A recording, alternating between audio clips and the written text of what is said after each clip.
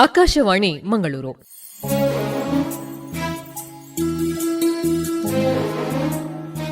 ಆಯುರ್ಧ್ವನಿ, ಆರೋಗ್ಯಕ್ಕೊಂದು ಕಿವಿಮಾತು. ಇಂದಿನ ಕಾರ್ಯಕ್ರಮದಲ್ಲಿ ಕೇಳಿ ಮಾನಸಿಕ ಒತ್ತಡಕ್ಕೆ ಆಯುರ್ವೇದ ಚಿಕಿತ್ಸೆ.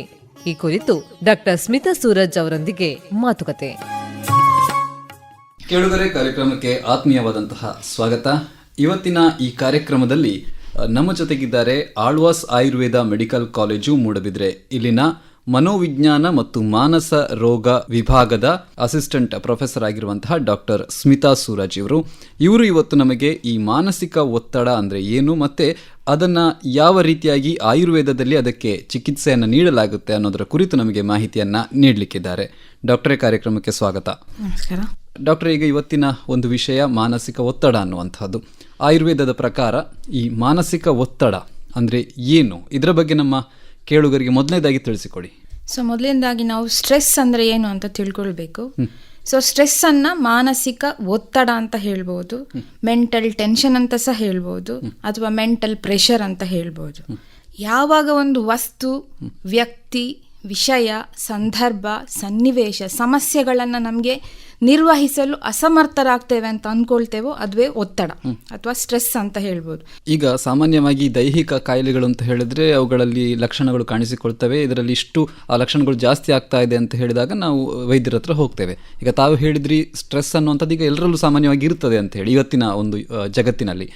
ಹಾಗೆ ಹೇಳೋದಾದ್ರೆ ಈಗ ಈ ಒಂದು ಮಾನಸಿಕ ಸಮಸ್ಯೆ ಅಂತ ಹೇಳಿದಾಗ ಇದರಲ್ಲಿ ಹೇಗೆ ಆ ಲೆವೆಲನ್ನು ನಾವು ಗುರುತಿಸುವುದು, ಅಂದರೆ ಈ ಹಂತಕ್ಕೆ ಬಂದಿದ್ದೇವೆ ನಾವು, ಇನ್ನು ಇದಕ್ಕೆ ಟ್ರೀಟ್ಮೆಂಟ್ ತಗೋಬೇಕು ಅಂತ ನಿರ್ಧಾರ ಮಾಡುವುದು ಹೇಗೆ, ಯಾವೆಲ್ಲ ಲಕ್ಷಣಗಳಿರ್ತವೆ ಇದರಲ್ಲಿ? ಅದೇ ನಾನು ಫಸ್ಟಿಗೆ ಹೇಳಿದಾಗೆ ಒಂದು ವಸ್ತು, ವಿಷಯ, ಸನ್ನಿವೇಶ, ಸಂದರ್ಭ ನಮಗೆ ನಿರ್ವಹಿಸಲು ಆಗುದಿಲ್ಲ ಅಂತ ನಮಗೆ ಗೊತ್ತಾಗ್ತದೆ.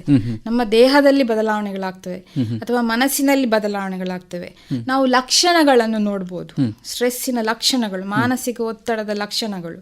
ಉದಾಹರಣೆಗೆ ನಿದ್ರೆ ಬಾರದಿರೋದು. ನೀವೊಂದು ಮಲಗಲಿಕ್ಕೆ ಹೋಗಿರ್ತೀರಾ, ಬಟ್ ನಾವು ಸಾಮಾನ್ಯವಾಗಿ 20ರಿಂದ 30 ನಿಮಿಷದೊಳಗೆ ನಮಗೆ ನಿದ್ದೆ ಬರಬೇಕು, ನಿದ್ದೆ ಹತ್ತಬೇಕು. ಬೆಡ್ಡಿನಲ್ಲಿ ಮಲಗಿದ ನಂತರ 20ರಿಂದ 30 ನಿಮಿಷ.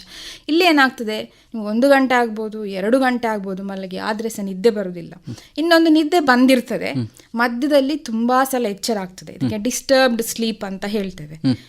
ಎಚ್ಚರ ಆಗುವಾಗ ಭಯಭೀತರಾಗಿ ಎಚ್ಚರ ಆಗ್ಬೋದು, ಇದು ಒಂದು. ಇನ್ನೊಂದು ಇರಿಟೇಬಿಲಿಟಿ ಅಂತ ಹೇಳ್ತೇವೆ. ಸಣ್ಣ ಪುಟ್ಟ ವಿಷಯಗಳಿಗೆ ಸಹ ಸಿಟ್ಟು ಬರೋದು, ಅದು ಅತಿಯಾದ ಸಿಟ್ಟು ಬರುವುದು.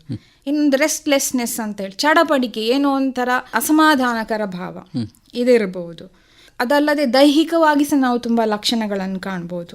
BP ಜಾಸ್ತಿ ಆಗ್ಬೋದು, ಉಸಿರಾಟದ ಮೇಲೆ ನಿಯಂತ್ರಣ ತಪ್ಪುವುದು, ಉಸಿರಾಟದ ಕ್ರಿಯೆ ಜಾಸ್ತಿ ಆಗ್ಬೋದು, ವೇಗ ಜಾಸ್ತಿ ಆಗ್ಬೋದು, ದೇಹದಲ್ಲಿ ಉಷ್ಣತೆ ಜಾಸ್ತಿ ಆಗ್ಬೋದು, ತುಂಬ ಬೆವರಬಹುದು, ಮಾಂಸಖಂಡಗಳಲ್ಲಿ ನೋವಾಗ್ಬೋದು, ಜೀರ್ಣ ಕ್ರಿಯೆಯಲ್ಲಿ ವ್ಯತ್ಯಾಸವಾಗ್ಬೋದು, ಮಲಬದ್ಧತೆ ಆಗ್ಬೋದು, ಅಥವಾ ನಿಮಗೆ ಹೇಳಬೇಕಾದ್ರೆ ಬೇರೆ ಬೇರೆ ಕಾಯಿಲೆಗಳು ಯಾವುದಿದೆ ಅದು ಜಾಸ್ತಿ ಆಗ್ಬೋದು.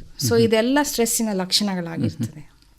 ಈಗ ಆಯುರ್ವೇದದ ಪ್ರಕಾರ ಈ ಒಂದು ಮಾನಸಿಕ ಒತ್ತಡವನ್ನು ಹೇಗೆ ನಿರ್ವಹಿಸಲಾಗುತ್ತೆ, ಯಾವ ರೀತಿಯಾದಂಥ ಚಿಕಿತ್ಸೆ ಇದೆ? ನಾವು ಹೇಗೆ ಬದುಕಬೇಕು ಅನ್ನೋದನ್ನ ಆಯುರ್ವೇದದಲ್ಲಿ ತುಂಬಾ ಚೆನ್ನಾಗಿ ಹೇಳಿದ್ದಾರೆ. ರೋಗ ಬರದ ಹಾಗೆ ಹೇಗೆ ತಡೆಯಬಹುದು, ಒಂದು ವೇಳೆ ರೋಗ ಬಂದ್ರೆ ಅದನ್ನ ಹೇಗೆ ಗುಣಪಡಿಸಬಹುದು ಅಂತ ಹೇಳಿದ್ದಾರೆ. ಅದಕ್ಕೆ ಸ್ವಸ್ಥಸ್ಯ ಸ್ವಾಸ್ಥ್ಯ ರಕ್ಷಣಂ ಆತುರಸ್ಯ ವಿಕಾರ ಪ್ರಶಮನ ಅಂತ ಹೇಳಿದ್ದಾರೆ. ಸ್ವಸ್ಥಸ್ಯ ಸ್ವಾಸ್ಥ್ಯ ರಕ್ಷಣಾ ಅಂತ ಹೇಳಿದ್ರೆ ರೋಗ ಬರದ ಹಾಗೆ ಹೇಗೆ ತಡ್ಕೊಳ್ಬಹುದು ಅಂತ. ಅದಕ್ಕೆ ಮೇಯ್ನ್ ಆಗಿ ನಾವು ತೆಗೆದುಕೊಳ್ಳುವ ಆಹಾರ. ನಮ್ಮ ಆಯುರ್ವೇದದಲ್ಲಿ ಸಾತ್ವಿಕ ಆಹಾರ, ರಾಜಸಿಕ ಆಹಾರ, ತಾಮಸಿಕ ಆಹಾರ ಅಂತ ಹೇಳಿದ್ದಾರೆ. ಇನ್ನೊಂದೇನಂತ ಹೇಳಿದ್ರೆ ಮನಸ್ಸಿನ ವೇಗಗಳು, ಭಾವನೆಗಳು ಅಂತ ನಾವು ಹೇಳ್ತೇವೆ. ಈ ಮನಸ್ಸಿನ ವೇಗಗಳನ್ನು ಧರಿಸಬೇಕು, ಅದನ್ನು ಕಮ್ಮಿ ಮಾಡಬೇಕು ಅಂತೇಳಿ. ಇನ್ನೊಂದು ಹವ್ಯಾಸಗಳನ್ನು ಬೆಳೆಸಿಕೊಳ್ಬಹುದು. ಇದಲ್ಲದೆ ಕೆಲವು ಸ್ಪೆಷಲ್ ಆಗಿ ಹೇಳಿರುವಂತ ನಮ್ಮ ಆಯುರ್ವೇದದಲ್ಲಿ ಅಂತ ಹೇಳಿದ್ರೆ ಆಚಾರ ರಸಾಯನ ಅಂತ ಹೇಳಿ. ಯೂಶುವಲಿ ರಸಾಯನ ಅಂತ ಅಂದ್ಕೊಳ್ಳಿ ನಾವು, ಇದು ಔಷಧ ಅಂತ. ಇದು ಔಷಧವೇ, ಬಟ್ ಇದು ಔಷಧವಾಗಿ ಕೆಲಸ ಮಾಡುವಂತಹ ನಿತ್ಯ ಜೀವನದಲ್ಲಿ ನಾವು ಪಾಲಿಸಬೇಕಾದ ಕೆಲವು ನಿಯಮಗಳು. ಇದಕ್ಕೆ ಆಚಾರ ರಸಾಯನ ಅಂತ. ಇನ್ನೊಂದು ಸದ್ವೃತ್ತ ಅಂತ ಹೇಳ್ತೇವೆ, ಇದು ಗುಡ್ ಕಾಂಡಕ್ಟ್. ಇದು ನಿಮ್ಮ ದೇಹವನ್ನ ಯಾವ ರೀತಿಯಲ್ಲಿ ನೀವು ಒಳ್ಳೆ ನಿಯಮಗಳನ್ನು ಪಾಲಿಸಿಕೊಂಡು ಅದನ್ನು ಕಾಪಾಡಿಕೊಳ್ಬೋದು, ಮನಸ್ಸಿನ ನಿಯಂತ್ರಣ ಹೇಗೆ ಮಾಡ್ಬೋದು, ಅದೇ ಸಮಾಜದಲ್ಲಿ ಹೇಗೆ ನಾವು ಇನ್ನೊಬ್ಬರ ಜೊತೆ ಹೇಗೆ ಇಂಟರಾಕ್ಟ್ ಮಾಡಬೇಕು, ಅವ್ರ ಜೊತೆ ಹೇಗಿರಬೇಕು, ಇದರ ಬಗ್ಗೆ ಹೇಳುವ ಕೆಲವು ನಿಯಮಗಳು. ಇದನ್ನು ನಾವು ಪ್ರತಿನಿತ್ಯ ಅನುಸರಿಸಿದ್ರೆ ಈ ಸ್ಟ್ರೆಸ್ ಅನ್ನೋದನ್ನ ಬರುವುದನ್ನ ತಡಿಬಹುದು. ವಿಶೇಷವಾಗಿ ಡಿಸ್ಟ್ರೆಸ್ ಯಾವುದು ನಮಗೆ ತುಂಬ ತೊಂದರೆ ಕೊಡ್ತದೆಯೋ, ನಮ್ಮ ನಿತ್ಯ ಜೀವನದ ಕೆಲಸವನ್ನು ಮಾಡಲಿಕ್ಕೆ ಆಗುವುದಿಲ್ವೋ ಅದನ್ನು ತಡಿಬೋದು.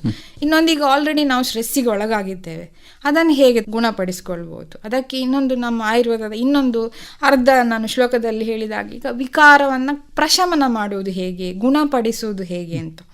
ನಮ್ಮ ಆಯುರ್ವೇದದಲ್ಲಿ ಮುಖ್ಯವಾಗಿ ನಾವು ಯಾವುದೇ ಚಿಕಿತ್ಸೆಯಲ್ಲಿ ಅದನ್ನು ತ್ರಿವಿಧ ಚಿಕಿತ್ಸಾ 3 ಥರದ ಚಿಕಿತ್ಸೆಯಾಗಿ ನಾವು ವಿಂಗಡಣೆ ಮಾಡ್ತೇವೆ. ಪ್ರಥಮವಾಗಿ ಹೇಳಬೇಕಾದ್ರೆ ದೈವ್ಯವಪಾಶ್ರಯ ಚಿಕಿತ್ಸಾ ಅಂತ. ಎಲ್ಲ ಔಷಧಿ ಎಲ್ಲ ಸೇವನೆ ಮಾಡಿರ್ತೇವೆ, ಆದರೂ ಕಾಯಿಲೆಗಳು ಗುಣಪಡಿಸ್ಲಿಕ್ಕೆ ಆಗೋದಿಲ್ಲ. ಅದೇ ಆ ಟೈಮಲ್ಲಿ ದೈವ ಅಂತ ಹೇಳಿದರೆ ನಮ್ಮದು ಮೇ ಬಿ ಹಿಂದಿನ ಜನ್ಮದಲ್ಲಿ ಏನಾದರೂ ಮಾಡಿರ್ಬೋದು, ಈ ಜನ್ಮದಲ್ಲಿ ಮಾಡಿದ್ದಿರ್ಬೋದು, ಅದರಿಂದಾಗಿ ನಾವು ಕಾಯಿಲೆಗೆ ತುತ್ತಾಗಿರ್ಬೋದು. ಅದಕ್ಕೆ ದೈವ್ಯಪಾಶ್ರಯ ಚಿಕಿತ್ಸಾ ಅಂತ ಹೇಳಿದ್ದಾರೆ. ಇನ್ನೊಂದು ವಿಧವಾದ ಚಿಕಿತ್ಸೆ ಅಂತ ಹೇಳಿದರೆ ಯುಕ್ತಿ ವ್ಯಪಾಶ್ರಯ ಚಿಕಿತ್ಸೆ ಅಂತೇಳಿ. ಯುಕ್ತಿ ಅಂತ ಹೇಳಿದರೆ ಆಹಾರ ಔಷಧದ ಯೋಜನೆ, ಎಷ್ಟು ಪ್ರಮಾಣದಲ್ಲಿ ಔಷಧ ಆಹಾರ ಎಲ್ಲಿ ಹೇಗೆ ತಗೊಳ್ಬೇಕು ಅನ್ನೋದೇ ಯುಕ್ತಿ ವ್ಯಪಾಶ್ರಯ ಚಿಕಿತ್ಸಾ. ಈ ಯುಕ್ತಿ ವ್ಯಪಾಶ್ರಯ ಚಿಕಿತ್ಸೆ ಅಂದರೆ ಏನು ಅಂತ ಹೇಳಿದರೆ ಅದರಲ್ಲಿ ಪುನಃ 2 ವಿಧಗಳು, ಒಂದು ಶೋಧನ ಚಿಕಿತ್ಸಾ, ಇನ್ನೊಂದು ಶಮನ ಚಿಕಿತ್ಸಾ. ಶೋಧನ ಚಿಕಿತ್ಸಾ ಅಂತ ಹೇಳಿದರೆ ಅದು ನಮ್ಮ ಬಾಡಿಯಲ್ಲಿ ಏನು ಟಾಕ್ಸಿನ್ಸ್ ಇದೆ ಅದನ್ನು ಹೊರಗೆ ಹಾಕುವ ಒಂದು ಚಿಕಿತ್ಸೆ. ಅದರಲ್ಲಿ ನಾವು ನೋಡಬೇಕಾದ್ರೆ 5 ಥರದ ಚಿಕಿತ್ಸೆಗಳನ್ನು ಹೇಳಿದ್ದಾರೆ, ಪಂಚಕರ್ಮ ಅಂತ ಹೇಳಿ. ಇನ್ನೊಂದಂತ ಹೇಳಿದರೆ ವಿರೇಚನ ಚಿಕಿತ್ಸಾ ಅಂತೇಳಿ. ಇದು ಸಹ ಪಂಚಕರ್ಮದಲ್ಲಿ ಒಂದು ಪೂರ್ವಕರ್ಮ ಹೇಗೆ ನಾವು ವಮನಕ್ಕೆ ಉಪಯೋಗ ಮಾಡಿರ್ತೇವೆ ಅದೇ ರೀತಿಯಾಗಿರ್ತದೆ. ಜೀರ್ಣ ವ್ಯೂಹವನ್ನು ಸರಿ ಮಾಡೋದು, ಆಮೇಲೆ ತುಪ್ಪ ಕುಡಿಸೋದು, ಆಮೇಲೆ ವಿರೇಚನ ಅಂತ ಹೇಳಿದರೆ ನಮ್ಮ ಟಾಕ್ಸಿನ್ಸನ್ನು ಗುದದ್ವಾರದ ಮೂಲಕ ಮಲ ಜಾಸ್ತಿ ಆಗಿ ಹೋಗುವ ಹಾಗೆ ಮಾಡಿ ಅದರ ಮುಖಾಂತರ ಹೊರಗೆ ಹಾಕೋದು. ಇನ್ನೊಂದು ನಸ್ಯಕರ್ಮ ಅಂತ ಹೇಳಿ. ನಸ್ಯಕರ್ಮ ಅಂತ ಹೇಳಿದರೆ ಮೂಗಿನ ರಂಧ್ರಗಳ ಮೂಲಕ ಔಷಧಿಯ ಸೇವನೆ ಮಾಡುವುದು. ಅದೇ ಸ್ಟ್ರೆಸ್ಸಿನಲ್ಲಿ ನಾವು ನಸ್ಯಕರ್ಮವನ್ನು ಹೆಚ್ಚಾಗಿ ಬಳಸ್ತೇವೆ. ಯಾಕೆಂತ ಹೇಳಿದರೆ ನಮ್ಮ ಇಂದ್ರಿಯಗಳಿರ್ಬೋದು, ಮನಸ್ಸಾಗಲಿ ಅಥವಾ ಜ್ಞಾನೇಂದ್ರಿಯಗಳಾಗಿರಲಿ, ಅದೆಲ್ಲ ಇರೋದು ತಲೆಯಲ್ಲಿ. ನಾವು ಏನು ಮೆಡಿಸಿನ್ ಕೊಡ್ತೇವೆ, ಮೆದುಳಿರ್ಬೋದು, ಈ ನರ್ವಸ್ ಸಿಸ್ಟಮ್ ಅದೆಲ್ಲ, ಅದು ಮೂಗಿನ ಮೂಲಕ ಮೆಡಿಸಿನ್ ಕೊಟ್ಟದ್ದು ಅಲ್ಲಿ ನರ್ವಸ್ ಸಿಸ್ಟಮ್ಗೆ ಆ್ಯಕ್ಟ್ ಆಗ್ತದೆ ಅಥವಾ ಮನಸ್ಸಿಗೆ ಹೋಗಿ ಆ್ಯಕ್ಟ್ ಆಗ್ತದೆ. ಆಗ ನಮ್ಮ ಸ್ಟ್ರೆಸ್ಸನ್ನು ನಮಗೆ ಕಂಟ್ರೋಲ್ ಮಾಡಲಿಕ್ಕೆ ಆಗ್ತದೆ ಅಂತ. ಇದು ನಸ್ಯಕರ್ಮ ಆಯಿತು. ಇನ್ನು ಬಸ್ತಿಕರ್ಮ ಅಂತ ಹೇಳ್ತೇವೆ. ಬಸ್ತಿಕರ್ಮ ಅಂತ ಹೇಳಿದರೆ ಅದು ಸಹ ಹಾಗೆ ಗುದದ್ವಾರದ ಮೂಲಕ ಔಷಧವನ್ನು ಕೊಡುವುದು. ಇದು ಒಂದು ಚಿಕಿತ್ಸೆ. ಇದೆಲ್ಲ ಸ್ಟ್ರೆಸ್ಸಲ್ಲಿ ಯಾಕೆ ಕೊಡ್ಬೋದು ಅಂತ ಅನಿಸ್ಬೋದು. ನಾನು ಹೇಳಿದ ಪ್ರಕಾರ ಸ್ಟ್ರೆಸ್ ಆಗಲಿಕ್ಕೆ ಒಂದು ಮುಖ್ಯ ಕಾರಣ ಅಂತೇಳಿ ನ್ಯೂರೋ ಎಂಡೋಕ್ರೈನ್ ಸಿಸ್ಟಮಲ್ಲಿ ಕೆಲವು ರಾಸಾಯನಿಕಗಳು ಉತ್ಪತ್ತಿ ಆಗ್ತದೆ.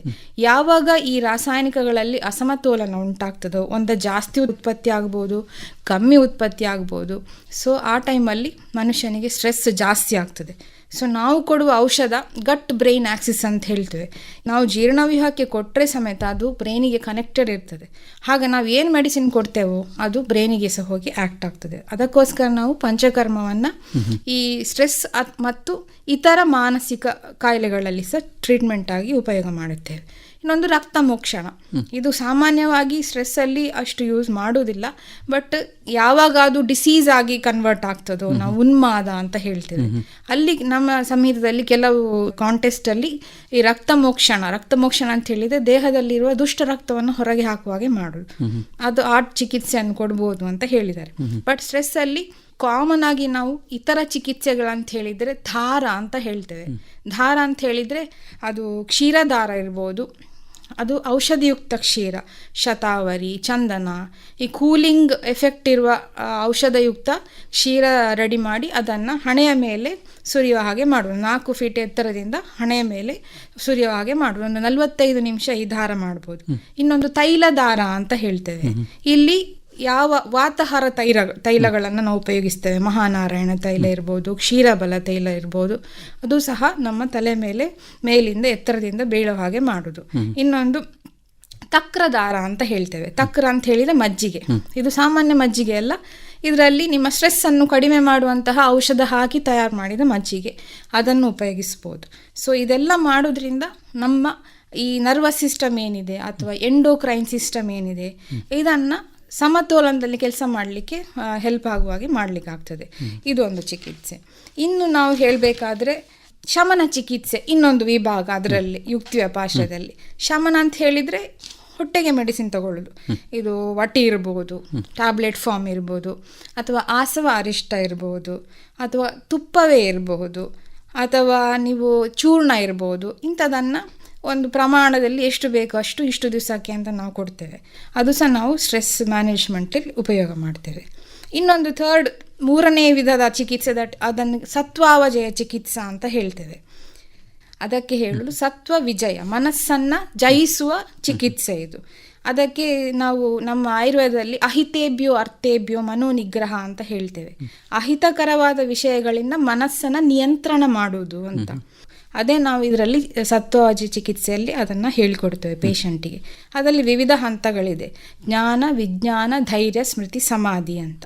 ಈ ಜ್ಞಾನ ಚಿಕಿತ್ಸೆ ಅಂತ ಹೇಳಿದರೆ ಎಂತ ನಮ್ಮ ಆಯುರ್ವೇದದಲ್ಲಿ ಹೇಳ್ತಾರೆ ಅದಕ್ಕೆ ಅಂತ ಹೇಳಿದರೆ ಆಧ್ಯಾತ್ಮ ಜ್ಞಾನ, ಅಂದರೆ ಆತ್ಮಜ್ಞಾನ. ನನ್ನ ಹತ್ರ ಪಾಸಿಟಿವ್ ಆಗಿ ಏನೆಲ್ಲ ಇದೆ, ನೆಗೆಟಿವ್ ಏನಿದೆ, ಮೆರಿಟ್ಸ್ ಆ್ಯಂಡ್ ಡಿಮೆರಿಟ್ಸ್, ಇದು ನನಗೆ ಮಾಡಲಿಕ್ಕೆ ಆಗ್ತದೆ, ಅದನ್ನು ನಾವು ತಿಳ್ಕೊಳ್ಳೋದು. ನಮ್ಮನ್ನೇ ನಾವು ಅರಿತುಕೊಳ್ಬೇಕು, ನಮ್ಮ ಲಿಮಿಟೇಷನ್ಸ್ ಏನು, ನಮ್ಮ ಪಾಸಿಟಿವ್ ಏನು. ಆಗ ನಮಗೆ ಯಾವುದು ಬೇಕೋ, ಎಲ್ಲಿ ಬೇಕೋ, ಹೇಗೆ ಬೇಕೋ ಹಾಗೆ ನಮ್ಮ ಕೆಲಸಗಳನ್ನು ಮಾಡಲಿಕ್ಕೆ ಆಗ್ತದೆ. ಫಸ್ಟ್ ಹಂತದಲ್ಲಿ ನಾವು ಜ್ಞಾನ ಚಿಕಿತ್ಸೆ ಅಂತ ಹೇಳ್ತೇವೆ. ಇನ್ನೊಂದು ಹೇಳಬೇಕಾದ್ರೆ ವಿಜ್ಞಾನ ಚಿಕಿತ್ಸೆ, ಇದು ಶಾಸ್ತ್ರಜ್ಞಾನ. ಇನ್ನೊಂದು ಧೈರ್ಯ, ಇದು ಒತ್ತಡಕ್ಕೊಳಗಾದಾಗ ಬೇಕಾದ ಒಂದು ಅತಿ ಮುಖ್ಯವಾದ ಚಿಕಿತ್ಸೆ. ನಮಗೆ ನಾವೇ ಧೈರ್ಯ ತುಂಬೋದು, ಹೌದು ನಾನೀಗ ಒತ್ತಡಕ್ಕೆ ಒಳಗಾಗಿದ್ದೇನೆ, ನಾನು ಇದನ್ನು ನಿರ್ವಹಿಸಬೇಕು.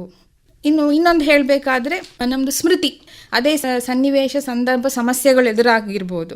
ಆಗ ನಾವು ಹಿಂದೆ ಈ ಸಮಯದಲ್ಲಿ ಯಾವೆಲ್ಲ ರೀತಿಯಲ್ಲಿ ಅದನ್ನು ಎದುರಿಸಿದ್ದೇವೆ, ಯಾವೆಲ್ಲ ಕೋಪಿಂಗ್ ಸ್ಕಿಲ್ಸ್ ಯೂಸ್ ಮಾಡಿದ್ದೇವೆ, ಅದನ್ನು ನಾವು ನೆನಪಿಸ್ಕೊಳ್ಳೋದಕ್ಕೆ ಸ್ಮೃತಿ ಚಿಕಿತ್ಸಾ ಅಂತ ಹೇಳ್ತೇವೆ. ಅದು ನಮ್ಮ ಸ್ಟ್ರೆಸ್ಸಲ್ಲಿ ಸಹ ತುಂಬ. ಇನ್ನೊಂದು ಸಮಾಧಿ, ಇದು ಸಹ ಏನಿಲ್ಲ, ಅಹಿತಕರ ವಿಷಯಗಳಿಂದ ಹಿತಕರ ವಿಷಯಗಳ ಬಗ್ಗೆ ಮನಸ್ಸನ್ನು ಕೇಂದ್ರೀಕರಿಸುವುದು. ಸಿಂಪಲ್ ಆಗಿ ಹೇಳಬೇಕಾದ್ರೆ ನಿಮ್ಮದು ಯೋಗ ನಿದ್ರೆ ಇರ್ಬೋದು, ಯೋಗ, ಮೆಡಿಟೇಷನ್, ಪ್ರಾಣಾಯಾಮ, ಇವುಗಳನ್ನೆಲ್ಲ ನಾವು ಸಮಾಧಿ ಚಿಕಿತ್ಸೆಯಲ್ಲಿ ಮಾಡ್ಬೋದು. ಇಲ್ಲ ಅಂತ ಹೇಳಿದರೆ ಸತ್ಸಂಗ, ದೇವರ ಬಗ್ಗೆ ಧ್ಯಾನ ಮಾಡೋದಾಗಿರಲಿ, ಒಂದು ಗುಂಪಿರ್ತದೆ ಅಲ್ಲಿ ಹೋಗಿ ಕೇಳೋದು, ಗುರುಗಳಿಂದ ಪ್ರವಚನ ಕೇಳುವುದು, ಇದೆಲ್ಲ ಸಮಾಧಿಯಲ್ಲಿ ಬರ್ತದೆ. ಸ್ಟ್ರೆಸ್ಸಿಗೆ ಮುಖ್ಯವಾಗಿ ಹೇಳಬೇಕಂತ ಹೇಳಿದರೆ ಬಯೋಫೀಡ್ಬ್ಯಾಕ್ ಅಂತ ಹೇಳ್ತೇವೆ. ಇದು ಇನ್ಸ್ಟ್ರೂಮೆಂಟ್ ಇದೆ, ಇದು ಒಂದು ಉಪಕರಣ ಇದೆ. ಇದನ್ನು ದೇಹಕ್ಕೆ ಕನೆಕ್ಟ್ ಮಾಡಿ ನೋಡುವಾಗ ನಮ್ಮ ಅದರಲ್ಲಿ ರೀಡಿಂಗ್ಸ್ ಬರ್ತದೆ. 3 ಥರದ ಕಲರ್ಗಳನ್ನ ಲೈಟ್ಗಳು ಬರ್ತದೆ. ಒಂದು ಹಸಿರು ಕಲರ್, ಆರೆಂಜ್ ಕಲರ್, ಹಾಗೆ ರೆಡ್ ಕಲರ್. ರೆಡ್ ಕಲರಲ್ಲಿದ್ದರೆ ನಮಗೆ ಸ್ಟ್ರೆಸ್ ಇದೆ ಅಂತ. ಇದಕ್ಕೆ ಬಯೋಫೀಡ್ಬ್ಯಾಕ್ ಅಂದರೆ ನಿಮಗೆ ನೀವೇ ಸಜೆಷನ್ಸ್ ಕೊಡ್ಕೊಳ್ಳೋದು. Yes, I am in stress, ನಾನೀಗ ಸ್ಟ್ರೆಸ್ಸಲ್ಲಿದ್ದೇನೆ, ಈಗ ನಾನು ನನ್ನ ದೇಹವನ್ನು ಸಮತೋಲನಕ್ಕೆ ಕಾಮ್ ಮಾಡಬೇಕು, ರಿಲ್ಯಾಕ್ಸ್ ಮಾಡಬೇಕು ಅಂತ. ಅದು ನಾವು ನಮ್ಮ ಆಟೋ ಸಜೆಷನ್, ನಮಗೆ ನಾವೇ ಸಲಹೆ ಕೊಡ್ತಿದ್ದಾಗ ನಮ್ಮ ದೇಹ ಅದಕ್ಕೆ ರೆಡಿ ಆಗ್ತದೆ. ಆಗ ಆ ರೆಡ್ ಲೈಟ್ ಇರೋದು ನಿಧಾನವಾಗಿ ಹಸಿರು ಬಣ್ಣದ ಲೈಟಿಗೆ ಬರ್ತದೆ. ಇದೆಲ್ಲ ಬರೋದು ಈ ಸಮಾಧಿ ಚಿಕಿತ್ಸೆಯಲ್ಲಿ. ನಮ್ಮ ದೇಹದ ಮೇಲೆ, ನಮ್ಮ ಮನಸ್ಸಿನ ಮೇಲೆ ನಮಗೆ ಗಮನ ಇರ್ತದೆ. ಆಗ ನಮಗೆ ಆಗುವ ಸ್ಟ್ರೆಸ್ ಬರುವುದನ್ನು ನಾವು ಸ್ವಲ್ಪ ಕಂಟ್ರೋಲ್ ಮಾಡ್ಬೋದು. ಜಾಸ್ತಿ ಆಗುವುದನ್ನು ಕಂಟ್ರೋಲ್, ಎಸ್ ನನಗೆ ಈಗ ಸ್ಟ್ರೆಸ್ ಆಗ್ತಿದೆ, ನಾನು ಸಮಾಧಾನಕರವಾಗಿರಬೇಕು, ಈ ಥರ ಮಾಡ್ಬೋದು. ಈ ಥರ ಮಾಡಿದರೆ ನಮಗೆ ಸ್ಟ್ರೆಸ್ ಬರುವುದನ್ನು ನಿಯಂತ್ರಣ ಮಾಡಲಿಕ್ಕೂ ಆಗ್ತದೆ, ಬರದೇ ಇರೋದಾಗಿ ಸಹ ನಿಯಂತ್ರಣ ಮಾಡಲಿಕ್ಕೆ ಆಗ್ತದೆ.